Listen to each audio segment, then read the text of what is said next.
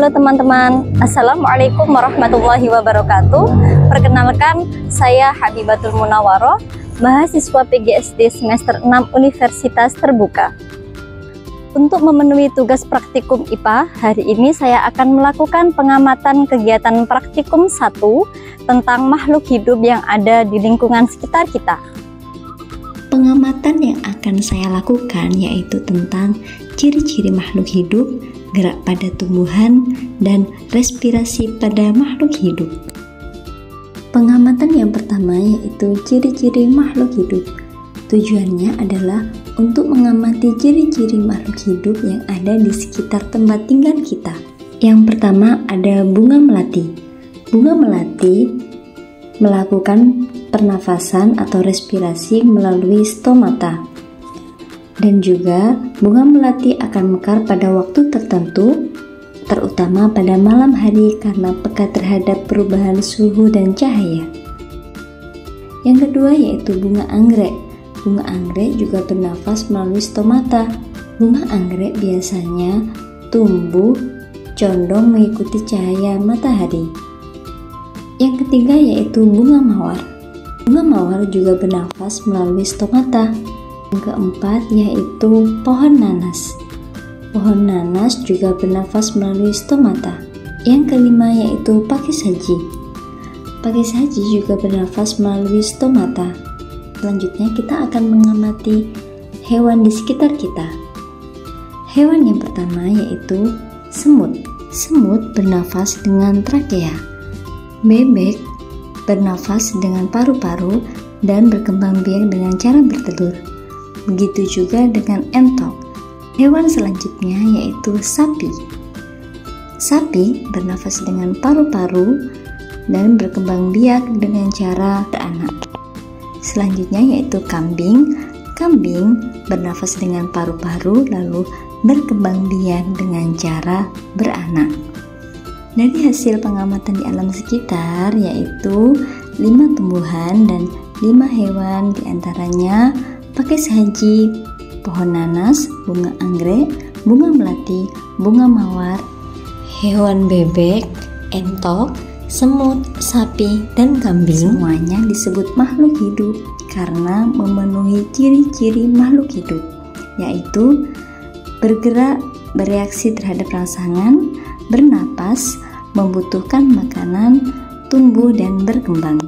Pengamatan yang kedua yaitu gerak pada tumbuhan. Kita akan melakukan 3 pengamatan yaitu seismonasti, niktinasti, dan geotropisme. Nah, di sini kita sudah mendapatkan tanaman putri malu. Kita akan melakukan gerak seismonasti, di mana kita akan menyentuh putri malu dengan sentuhan halus, sentuhan sedang, dan sentuhan kasar, lalu kita akan memperoleh reaksinya. Pada sentuhan halus, daun putri malu akan menutup sebagian secara perlahan. Yang kedua, kita akan menyentuhnya dengan sentuhan sedang.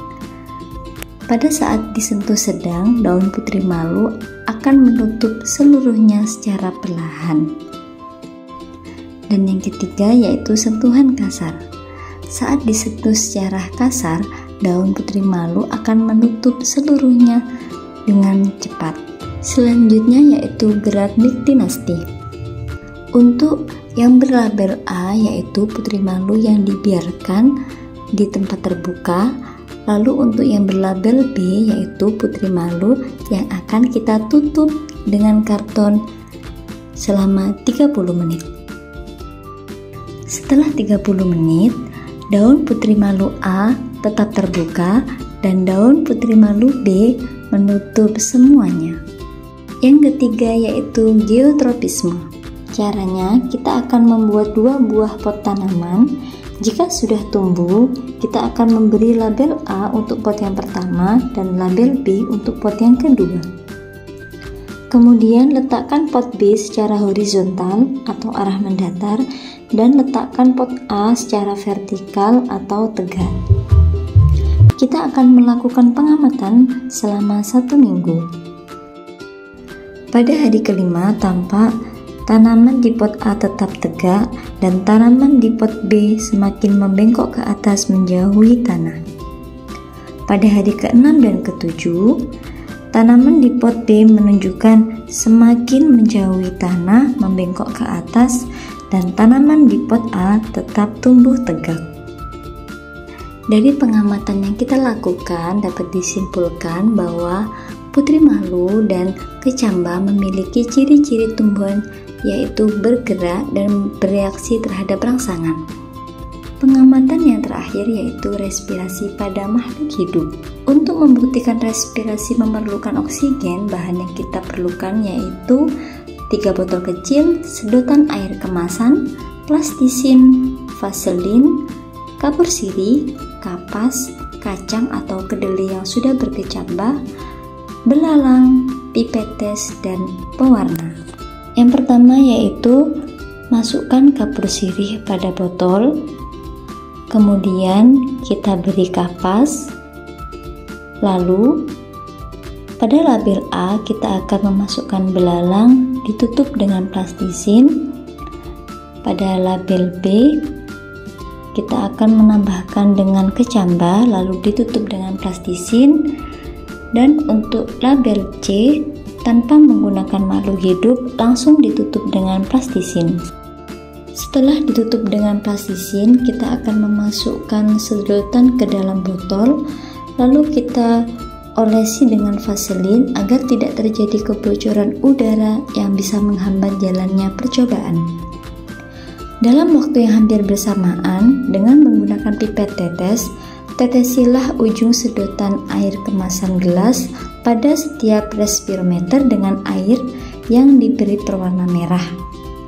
Amatilah tetesan air pada setiap respirometer dengan selang waktu 5 menit selama 5 kali pengamatan.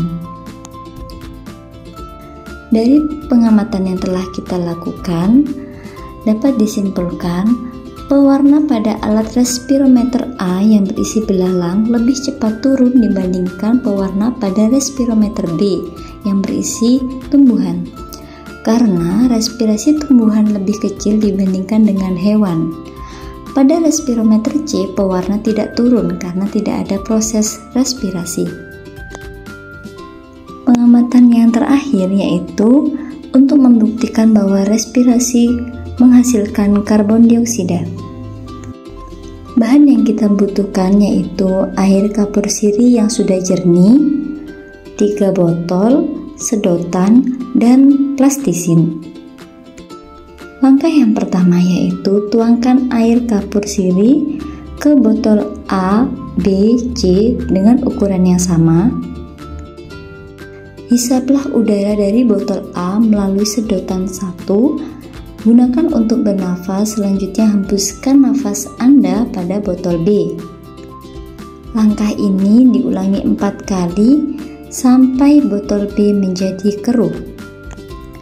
Dari hasil pengamatan dapat disimpulkan air kapur yang paling keruh yaitu pada botol B. Air pada botol B menjadi keruh setelah kita menghembuskan nafas di dalamnya, membuktikan bahwa di dalam botol B terdapat karbon dioksida.